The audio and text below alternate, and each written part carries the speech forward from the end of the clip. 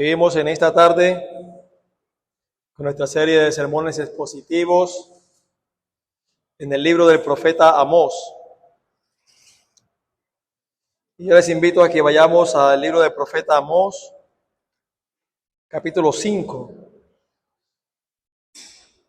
Amós, capítulo 5. Vamos a leer los versículos del 10 al 15. Capítulo 5, versículo del 10 al 15. Dice así la palabra del Señor: ellos aborrecieron al reprensor en la puerta de la ciudad, y al que hablaba lo recto abominaron. Por tanto, puesto que vejáis al pobre y recibís de él carga de trigo, edificasteis casas de piedra labrada, mas no las habitaréis. Plantasteis hermosas viñas, mas no beberéis el vino de ellas. Porque yo sé de vuestras muchas rebeliones y de vuestros grandes pecados. Sé que afligís al justo y recibís cohecho, y en los tribunales hacéis perder su causa a los pobres. Por tanto, el prudente en tal tiempo calla, porque el tiempo es malo. Buscad lo bueno y no lo malo, para que viváis, porque así Jehová, Dios de los ejércitos, estará con vosotros, como decís. Aborreced el mal y amad el bien, y estableced la justicia en juicio. Quizá Jehová, Dios de los ejércitos, tendrá piedad del remanente de José. Muchas personas piensan que buscar a Dios consiste solamente en asistir a un lugar de adoración, orar, o quizás decir que tienen fe en Jesucristo.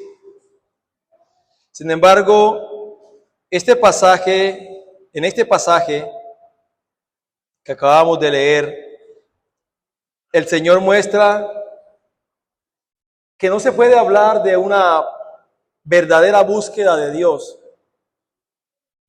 mientras se rechaza la verdad, mientras se tolera el mal y mientras se desprecia la justicia. Para Dios, para el Dios de Israel, la relación con Él siempre se refleja, hermanos, en la manera en que una persona vive. Si una persona realmente tiene una relación, una comunión con Dios a través de su Hijo amado Jesucristo, esta persona reflejará a través de su vida que realmente conoce y busca a Dios. Es con su vida y no con sus palabras simplemente. Por eso en este texto aprendemos que la verdadera búsqueda de Dios se manifiesta rechazando el mal y practicando el bien. Repito acerca de esto: la verdadera búsqueda de Dios se manifiesta rechazando el mal y practicando el bien. Y antes de llamar al pueblo a buscar el bien, Dios primero le muestra al pueblo una realidad dolorosa. Y es que su problema, el problema de Israel, no era simplemente que estaban haciendo algunas cosas malas, sino que su corazón, el corazón de la mayoría del pueblo, se había llegado al punto de rechazar todo aquello que podía acercarlos nuevamente a Dios. Y eso es precisamente lo primero que el texto nos enseña. Así que vamos a ver en primer lugar, la verdadera búsqueda de Dios reconoce el mal. Versículos del 10 al 13. Por tanto, puesto que vejáis al pobre,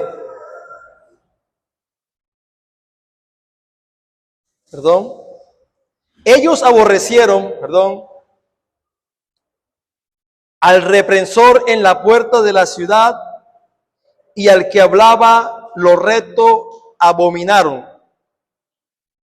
Por tanto, puesto que dejáis al pobre y recibís de él carga de trigo, edificasteis casas de piedra labrada, mas no las habitaréis. Plantasteis hermosas viñas, mas no beberéis el vino de ellas. Versículo 13. Por tanto, el prudente en tal tiempo calla, porque el tiempo es malo. Aquí vemos, hermanos, entonces, que en primer lugar se nos muestra cómo Dios expone el pecado del pueblo. Dios les dice por medio del profeta Amós que aborrecieron al reprensor en la puerta de la ciudad y al que hablaba lo recto abominaron. Y aquí nos muestra, en primer lugar, hay un rechazo a la verdad. El pueblo manifiesta, o el Señor muestra a través de esto, que hay un rechazo a la verdad, hermanos, porque ellos aborrecieron al reprensor en la puerta de la ciudad y al que habla lo recto. El pueblo de Israel no solo pecaba, sino que también rechazaba a quienes lo confrontaban. Sus corazones estaban completamente inclinados a lo malo. Y ellos no podían soportar ser reprendidos por las demás.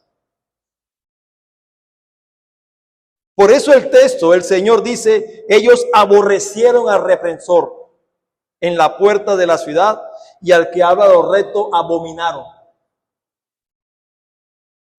Cuando expresa el profeta Amós la puerta de la ciudad,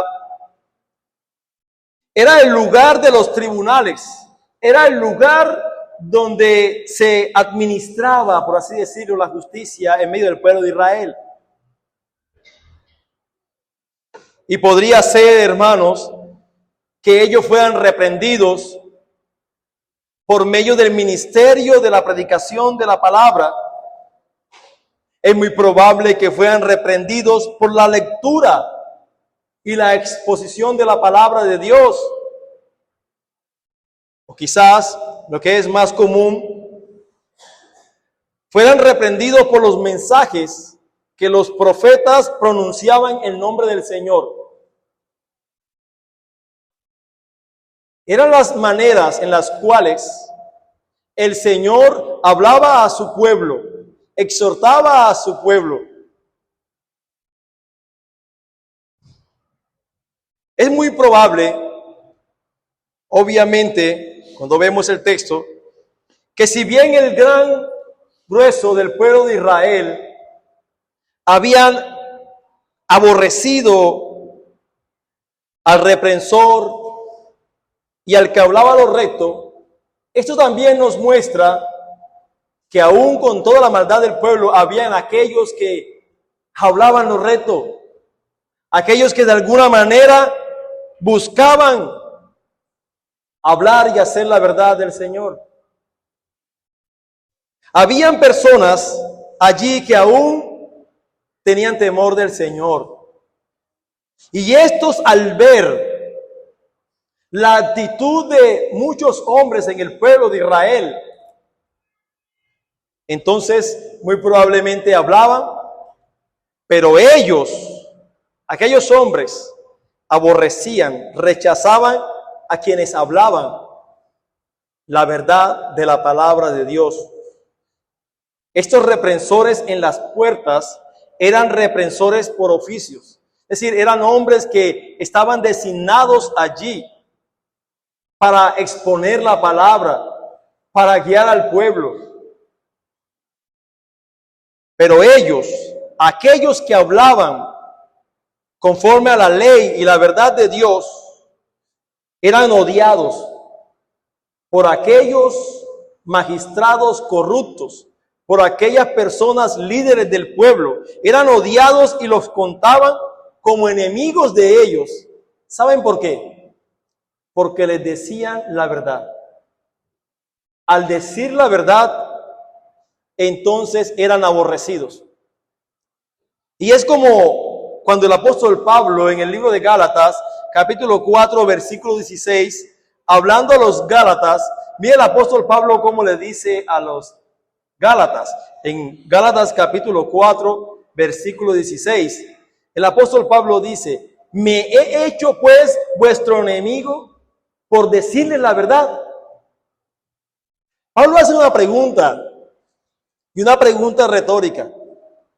¿Soy enemigo de ustedes entonces? ¿Me he hecho enemigo de ustedes por decirles la verdad?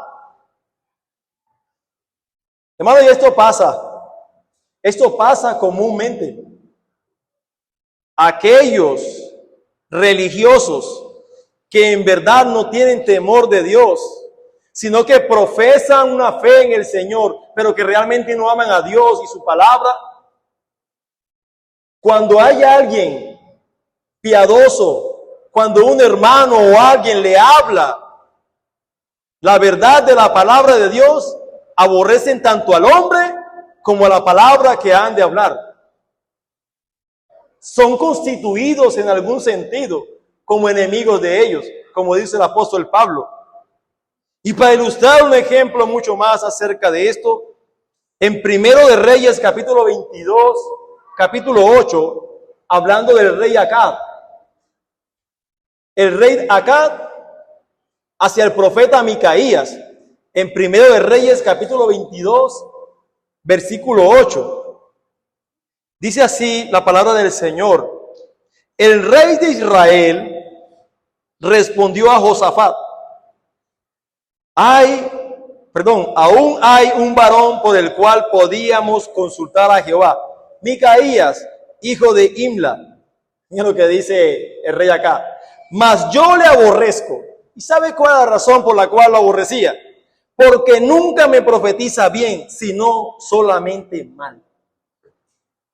Y Josafat dijo: no hable el rey así. No era que simplemente le decía que estaba mal, o porque nunca le profetizaba que estaba bien. Hermano, este hombre hablaba conforme a la verdad de la palabra de Dios. Era un profeta de Dios y sabía que él no iba a decirle lo que él quería escuchar, como muchas veces pasa con nosotros, que no buscamos a alguien o no buscamos a una persona o evadimos a una persona que nos hable porque sabemos que vamos a ser confrontados por esa persona, porque va a hablar la verdad. Y esto nos muestra, hermanos, que el corazón que está lejos de Dios no ama la corrección. Un corazón que empieza a alejarse de Dios aborrece la corrección. Esta es una de las características que mostraba el pueblo de Israel. Aborrecían la corrección porque ellos se habían alejado de Dios. Se habían resistido a la exhortación. No permitía que nadie le hablara. Aborrecían al reprensor. Al que hablaba lo recto lo abominaban. Entonces, una de las características que podemos ver en aquellos que se van alejando de Dios es que no quiere que nadie lo corrija. Se resiste a la exhortación y en última instancia desprecia la verdad de Dios. Pero también nos muestra que el Señor mostraba al pueblo de Israel que había una opresión al necesitado. Versículo 11. Por tanto, puesto que vejáis al pobre y recibís de él carga de trigo, edificasteis casas de piedra labrada, mas no las habitaréis. Plantasteis hermosas viñas, mas no beberéis el vino de ellas. Aquí nos muestra el Señor, hablando acerca del pueblo de Israel, que el pecado de Israel no era solamente religioso. Era también un pecado social. Si bien tenemos que reconocer que principalmente esta actitud era de los líderes, de aquellos que eran encargados de administrar la justicia en Israel, de los magistrados. Sin embargo, no excluye a la sociedad, no excluye al pueblo. No se puede decir que solamente eran de los líderes, o la culpa o la responsabilidad era solamente de los líderes, de aquellos que eran encargados de administrar la justicia en Israel. Porque ustedes recordarán que en una ocasión habíamos hablado en un sermón de que hay una seria correspondencia entre los líderes y el pueblo y sus líderes. De hecho, los líderes son como es el pueblo, y el pueblo es como son sus líderes. Hay una gran correspondencia allí, hermanos. Entonces no era simplemente un problema o un pecado exclusivamente de los encargados de administrar justicia en Israel. Era también en gran manera de muchos en el pueblo de Israel. Había una falsa espiritualidad. Había una falsa espiritualidad en Israel. ¿Y por qué digo esto? Porque ellos ignoraban al débil, como hemos visto hasta aquí, como nos muestra el texto en el versículo 11. Ellos ignoraban al débil, usaban al vulnerable para sus fines y propósitos egoístas, para poder obtener beneficios espirituales. Y ellos creían que aún con esa actitud y la manera tan injusta y de opresión que vivían, creían que porque realizaban sus rituales delante de Dios, Dios estaba agradado con ellos. O sea, ellos llegaban a pensar, el pecado engaña de tal manera al corazón del hombre que cree que lo único que realmente le importa y le agrada al Señor es que seamos religiosos, que vengamos y presentemos los rituales, que vengamos a la iglesia, que cantemos, que adoremos, que seamos muy puntuales, pero nuestra vida personal, familiar, social, como que Dios no tiene nada que ver con eso. Era entonces una falsa espiritualidad del pueblo de Israel. Dios seriamente, sinceramente, no estaba agradado con ellos. El Señor les dice por medio del profeta, de alguna manera, que lo que han acumulado por opresión y extorsión les sería quitado. Esto demuestra que realmente Dios no estaba agradado con lo que ellos hacían. Porque el versículo dice, edificasteis casas de piedra labrada, no la vas a habitar. Plantasteis hermosas viñas, mas no beberéis de ella. Y todo esto era producto de la opresión al necesitado, al más débil. Creyendo que al tener estas cosas podían disfrutarlas, pero el Señor les dice no. El Señor juzgaría el pecado de esas personas por sus acciones injustas. Como decía el pastor Matthew Henry, lo que no es honestamente conseguido no será disfrutado durante mucho tiempo. Si tú no consigues algo honestamente delante del Señor, hermano, no podrás disfrutar por mucho tiempo acerca de eso. Y esto es algo que nosotros vemos constantemente en nuestra sociedad. Hombres, personas que son capaces de pasar por encima del que sea con tal de obtener sus propios beneficios. Podrán disfrutar en algún sentido de ciertas cosas, pero no será por mucho tiempo. Como vemos aquí, el Señor realmente ve acerca de estas cosas. Pero también vemos, hermanos, que el Señor muestra que aparte de que estaban oprimiendo al necesitado, la justicia se había pervertido En el versículo 12, el Señor dice de una manera muy enfática, porque yo sé, el Señor sabe, hermanos, de vuestras muchas rebeliones y de vuestros grandes pecados. ¿Qué sabe el Señor? Ahí dice en el versículo 12, sé que afligís al justo y recibís cohecho, y en los tribunales hacéis perder su causa a los pobres. Me llama la atención aquí, hermanos, porque el profeta Amós presenta a Dios aquí como el orador. O sea, aquí no está hablando, está hablando del profeta Amós, ¿sí? Dios por medio del profeta Amós. Pero aquí, como Dios en primera persona, porque yo sé. Dios está diciendo, yo sé. No está diciendo que sea el profeta Amós el que sabe acerca de esto. Es Dios el que sabe. Dios dice, yo sé. Así que Amós presenta a Dios como el orador, para que la amenaza sea más autoritaria, para que el pueblo sepa, entiendan que es Dios. Porque sabemos, hermanos, como se dijo anteriormente, que los profetas fueron despreciados por los hombres altivos.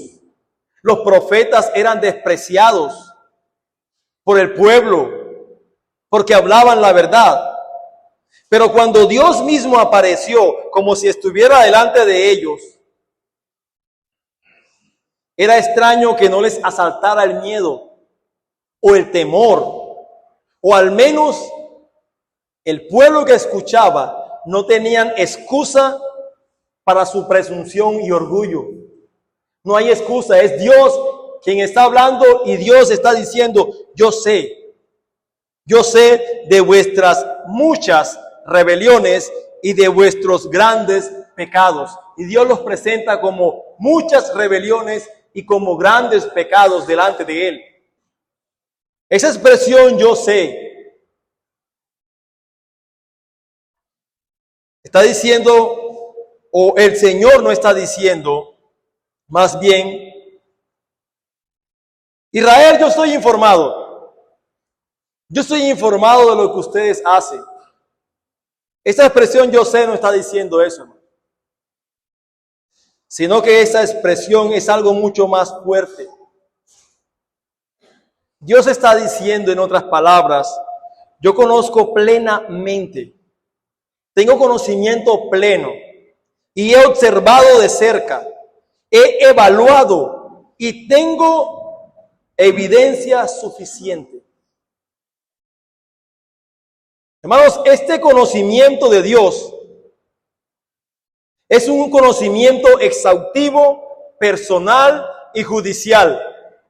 El Dios omnisciente tiene un conocimiento exhaustivo.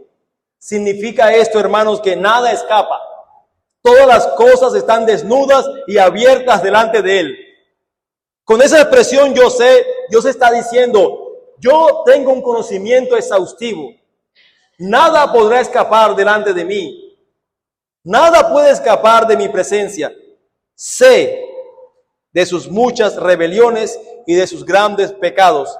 Pero también este conocimiento es personal. Está diciendo esta expresión en el hebreo, yo sé o yo conozco, habla de un conocimiento personal. Es decir, que Dios sabe lo que hace cada persona en particular, lo que todos y cada uno de nosotros hacemos y pensamos de manera particular, hermanos. No en el bulto, es un conocimiento personal. Corazón del hombre está delante de Dios. Dios lo conoce. Pero también en el hebreo esta palabra yo sé o conocimiento implica un conocimiento judicial. Es decir, que es la base para el juicio que anuncia. Como Dios conoce todas las cosas, nada se escapa delante de Él.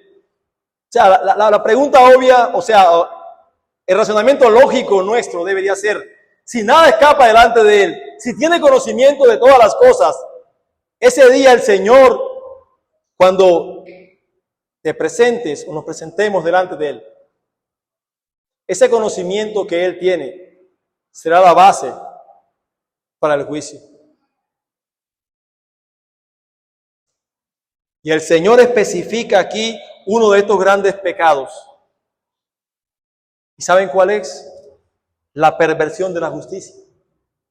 Es decir, amados hermanos, que el Señor ve la perversión de la justicia, cuando se tuerce la justicia, como un pecado grande delante de Él. Porque Él dice: yo sé de vuestras muchas rebeliones y de vuestros grandes pecados.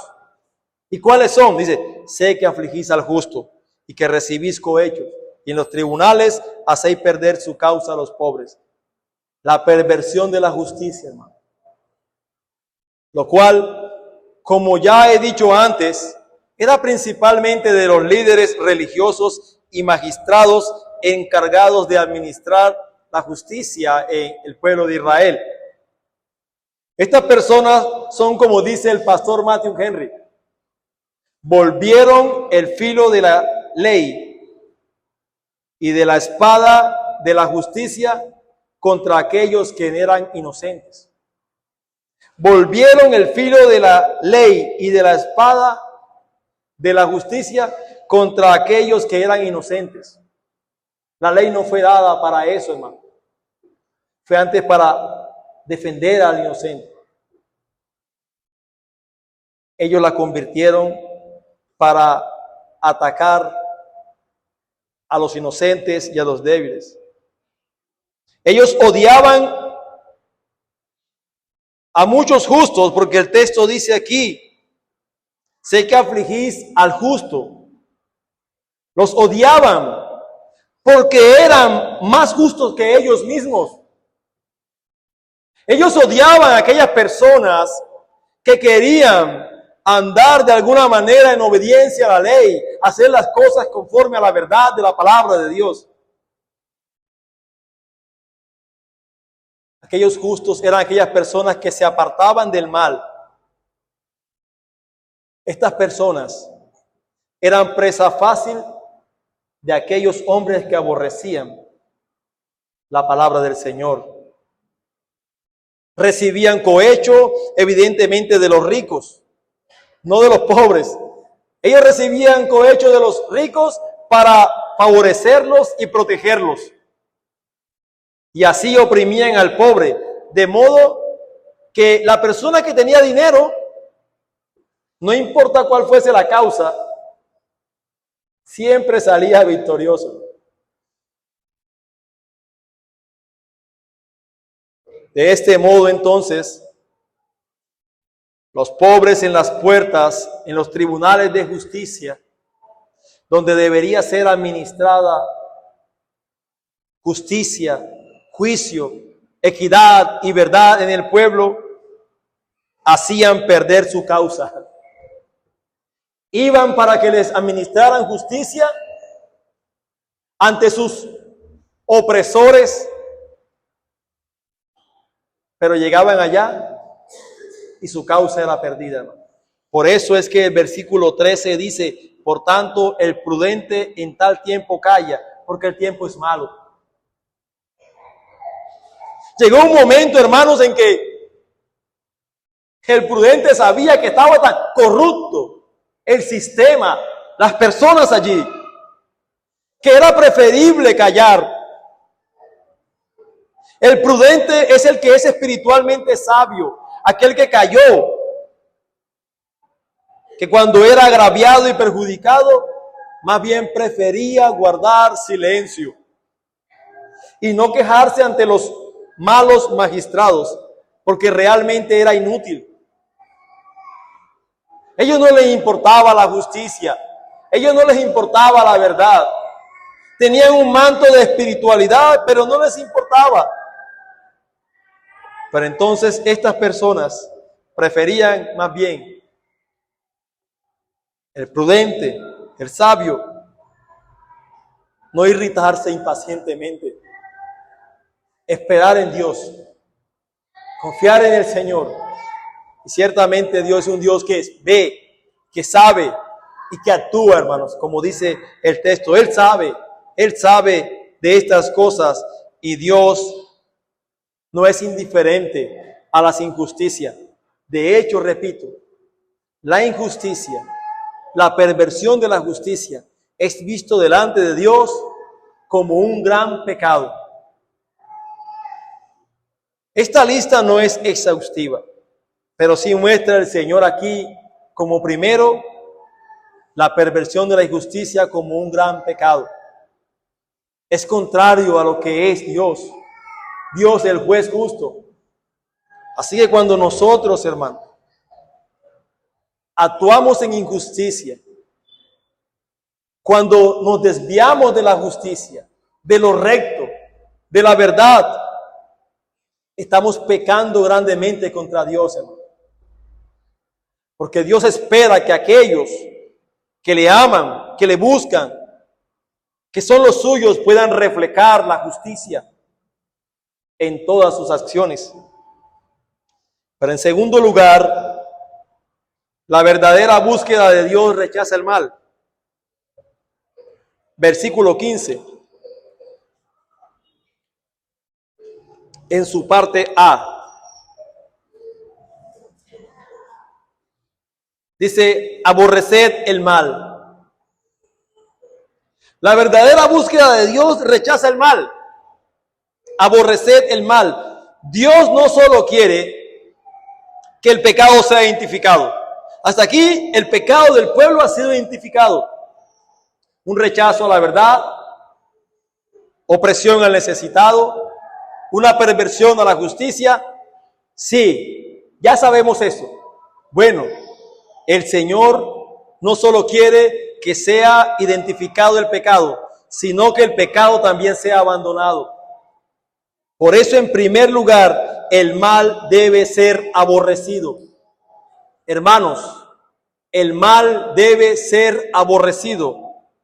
No basta decir, yo sé que está mal, yo sé que aquello que estoy haciendo está mal.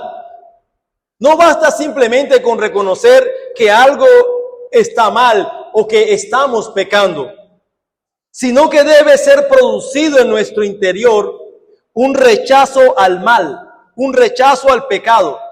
Dios no pide que toleremos el mal. Dios no nos pide a nosotros, hermanos, que negociemos con el mal o que convivamos con él. Dios lo que nos pide en su palabra y en este texto es que odiemos el mal, que odiemos el pecado. Por eso él dice en el versículo 15, aborreced el mal. Es un aborrecimiento al pecado.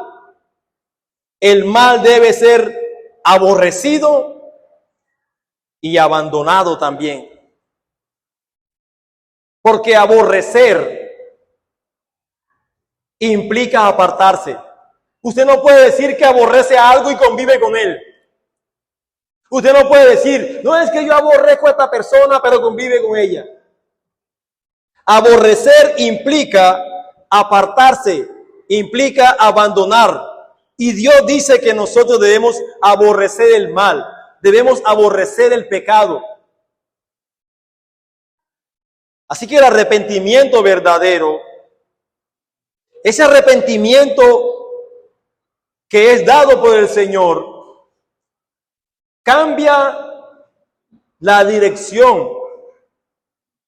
Un verdadero arrepentimiento que produce un aborrecimiento al pecado y al mal, rompe hábitos, transforma corazones y decisiones.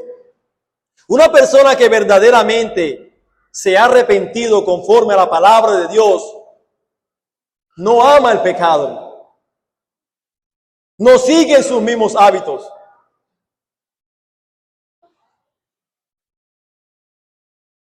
Así que en esa expresión el Señor está diciendo que el mal debe ser aborrecido si se ha de buscar verdaderamente a Dios. Esa búsqueda verdadera de Dios rechaza el mal. Pero en tercer lugar, hermanos, la verdadera búsqueda de Dios practica el bien. O sea, no es solamente que debemos aborrecer el pecado, sino que una verdadera búsqueda de Dios entonces practica el bien. Versículo 14 dice, buscad lo bueno y no lo malo, para que viváis, porque así Jehová Dios de los ejércitos estará con vosotros, como decís. Versículo 15 en su parte B, y amad el bien y estableced la justicia en juicio. Quizá Jehová Dios de los ejércitos tendrá piedad del remanente de José. Aquí nos muestra este texto algo que hemos sido comúnmente enseñados en cuanto a la doctrina de la santificación. Que no basta simplemente con abandonar el pecado. Porque usted puede decir, yo abandono y dejo esto, pero no hago más nada. La santificación es abandonar el pecado, pero entonces practicar el bien. No es solamente o no basta dejar el pecado, hay que reemplazarlo por la justicia. El bien debe buscarse intencionalmente, porque el texto dice en el versículo 14, buscad lo bueno. Está en imperativo, es una orden, pero implica también buscar intencionalmente el bien. Ese buscar implica un esfuerzo, hermanos, una decisión. Es tener prioridad en vivir conforme a la verdad y a la justicia de Dios. Por eso digo que no basta solamente con dejar o con reconocer el pecado y dejarlo. Hay que ser esforzados en este sentido. De hecho, en algún sentido también es algo que se debe aprender, como dice Isaías en el capítulo 1, versículos 16 y 17. Isaías capítulo 1, versículos 16 y 17. Él dice, lavaos y limpiaos, quitad la iniquidad de vuestras obras delante de mis ojos, dejad de hacer lo malo. Hasta aquí es lo mismo que ha dicho Amós. Dejen lo malo, aborrezcan lo malo. Es lo mismo que dice Isaías. Pero mire que tiene también el mismo sentido. No dice solamente dejad de hacer lo malo. Dice inmediatamente después, aprended a hacer el bien, buscad el juicio, restituid al agraviado, haced justicia al huérfano, amparad a la viuda. Dejen lo malo, abandone el pecado, renuncia a eso. Pero hermano, hermana, aprenda a hacer el bien. Esfuércese en ello. Uno no aprende de la noche a la mañana. El aprender implica esfuerzo. El aprender implica dedicación. El aprender implica ser intencionales. No, sí, yo sé que debo amar a mi prójimo. No está preguntando si sabes. Es bueno que sepamos. Pero más bienaventurado es si las hacemos. Si lo hacemos. Debemos reconocer que el bien no aparece accidentalmente. El bien debe perseguirse. De hecho, la Biblia dice que debemos perseguir la justicia, seguir la paz. Pero también nos enseñan estos versículos que el bien debe amarse profundamente. Porque el texto dice en el versículo 15, aborreced el mal y amad el bien. O sea, no es simplemente hacerlo, hermano. Es amar el bien. El bien debe amarse profundamente. No es solo hacer lo correcto. Es amar lo que es moralmente correcto, lo que a Dios le agrada. Dios es la fuente de todo bien. Hay que amar a Dios primeramente, con todo nuestro corazón, buscarlo verdaderamente, sinceramente. Pero ese amar a Dios también implica el amar la justicia, el amar el bien. el amar lo que Él dice que es correcto. Cuando dice que amad el bien, también está queriendo decir Dios aquí que la obediencia es del corazón. ¿Dónde amamos? ¿O con qué amamos, hermanos? Verdaderamente. Nuestro corazón. Y Dios dice, amad el bien. Entonces, en otras palabras, está diciendo, la obediencia es una obediencia del corazón, donde nuestros afectos son transformados, donde es un placer la justicia.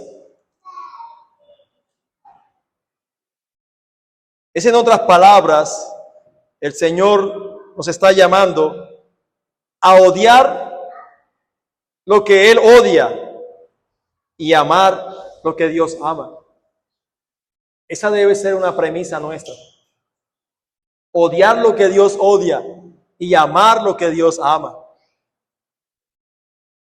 Como dice el salmista en el Salmo 97:10, los que amáis a Jehová, aborreced el mal.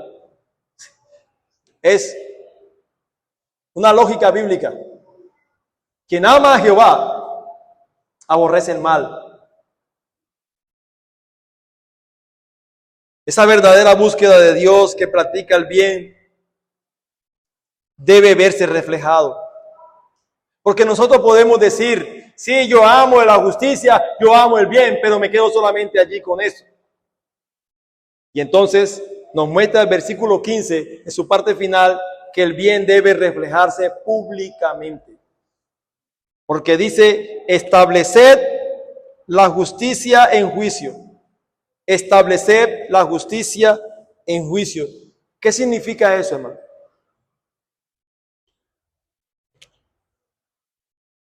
En otras palabras, que la vida interior debe verse afuera.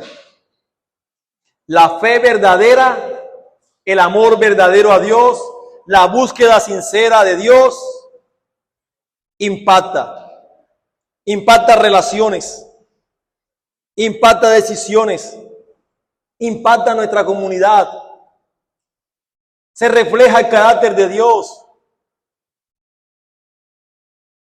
No es simplemente, amados, hablar que amamos a Dios, hablar que conocemos a Dios.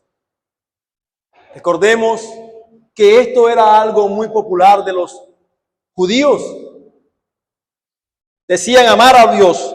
Él dice ahí en el texto, versículo 14, porque así Jehová, Dios de los ejércitos, estará con vosotros como decís.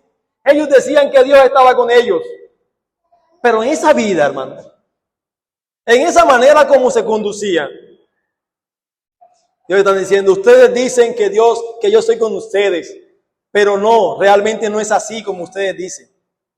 No es como decimos, hermanos. Es como vivimos realmente delante de Dios.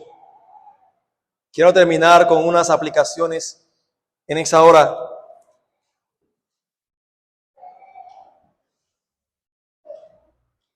Primero que todo, hermano o hermana, examina cómo reaccionas cuando eres corregido. ¿Cuál es tu reacción cuando eres corregido por un hermano? ¿Cuál es tu primera reacción cuando un hermano te dice, necesito hablar contigo, necesito exhortarte? ¿Escuchas la palabra de Dios con humildad o te incomoda? Cuando vienes a este lugar, reconoces que ciertamente Dios ha hablado. Sí, Dios ha estado exponiendo mi pecado, recordando mi pecado, o simplemente dices, este predicador como que me la tiene montada a mí, me incomoda.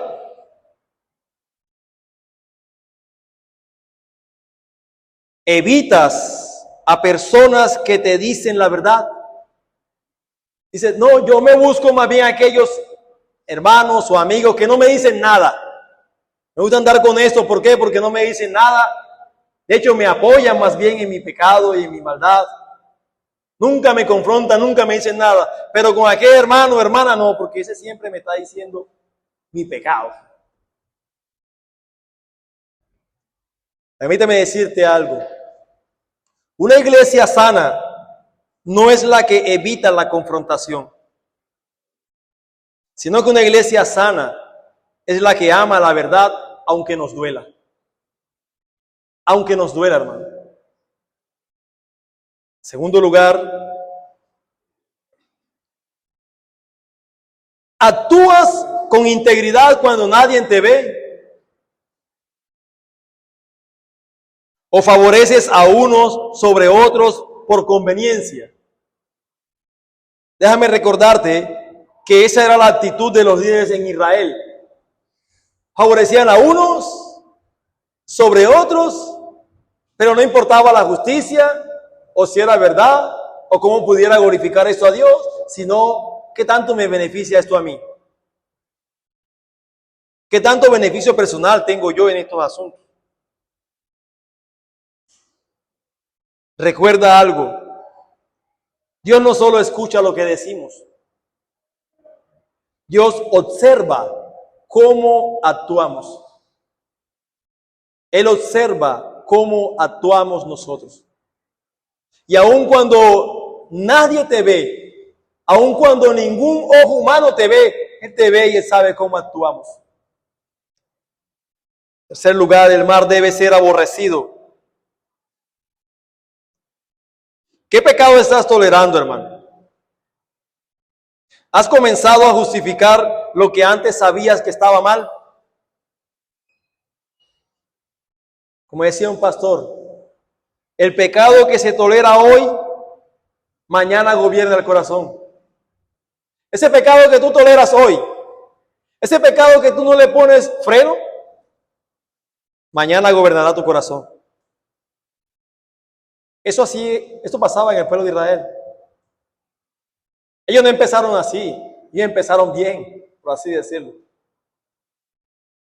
Pero a medida que fueron tolerando el pecado, cada vez más ese pecado iba gobernando el corazón de Israel. De tal manera que estaban alejados del Señor. El bien debe reflejarse públicamente, hermanos. Mira, tu fe se nota en tu casa. Allá con tu esposa y tus hijos, o la esposa con su esposo y sus hijos.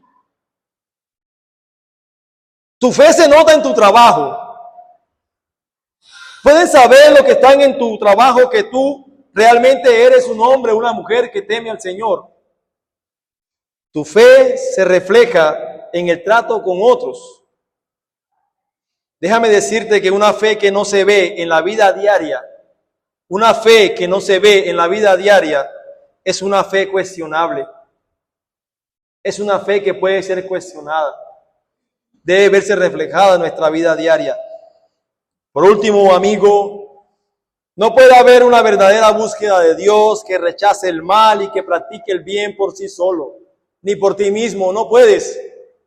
Necesitas a Cristo, aquel que pudo vencer el pecado y aquel que pudo practicar perfectamente el bien y la justicia. Así que te digo, arrepiéntete de tus pecados y cree en Jesucristo para salvación. Y su justicia, la justicia de Él, la justicia perfecta de Cristo, será imputada en tu favor.